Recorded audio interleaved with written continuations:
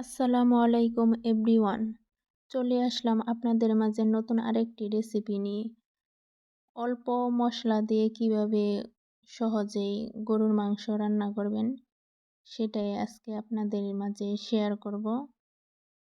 এখানে আমি হাড় চর্বি সহ 1.5 কেজি পরিমাণ গরুর মাংস নিয়েছি।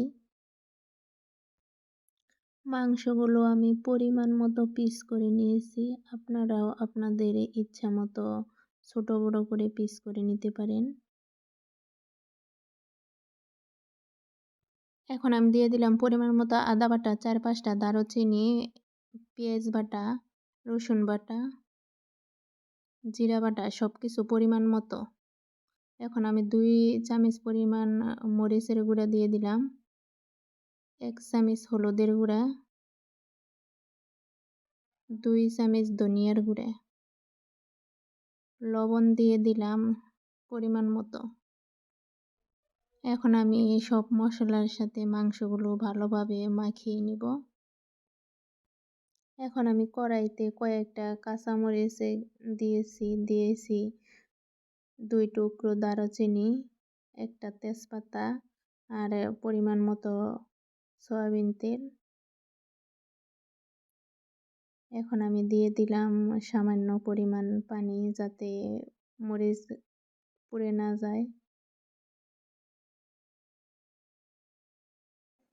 এখন আমি মশলা দিয়ে মাখিয়ে রাখা মাংসগুলো দিয়ে দিলাম কড়াইতে, ভালোভাবে নেড়ে নিব।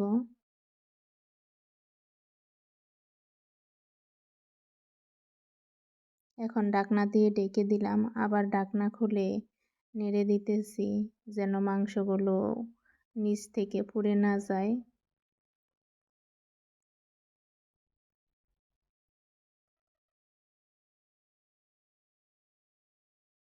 এভাবে আমি আবার ঢাকনা খুলে মাংসগুলো নেড়ে দিতেছি। আমি কিন্তু মাংসর মধ্যে আলাদা কোনো পানি দেই নাই, এগুলা হচ্ছে মাংস থেকে পানি উঠছে। এইভাবে আমি মাঝে মাঝে ঢাকনা খুলে নেড়ে দিতেছি। এখন আমার মাংসগুলো কষানি হয়ে গেছে। এখন এর মধ্যে আমি পানি দিয়ে দিব পরিমাণ মতো। ভালোভাবে সিদ্ধ হওয়ার জন্য পরিমাণ মতো পানি দিয়ে তারপর ঢাকনা দিয়ে ঢেকে দিব।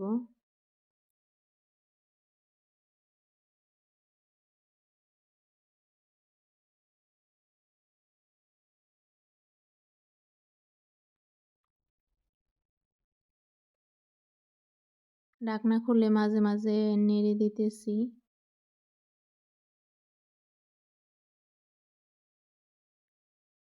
এখন আমি এর মাঝে দিয়ে দিলাম জিরা বাটা। আমার তরকারির মাংসগুলো সিদ্ধ হয়ে গেছে। এখন দিয়ে দিলাম সামান্য পরিমাণ সয়াবিন তেল। মাংসগুলো সিদ্ধ হয়ে গেছে, এখন আমি চুলা থেকে নামিয়ে নিব। দেখেন কত সুন্দর কালার আসছে, মাশাআল্লাহ, দেখতে অনেক লোভনীয় লাগছে। এখন আমি চুলা থেকে নামিয়ে নিব।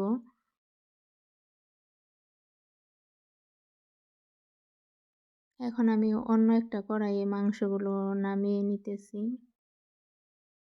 দেখেন ঠান্ডা হওয়ার পর তরকারি কত সুন্দর কালার আসছে, দেখেই খেতে ইচ্ছে করতেছে।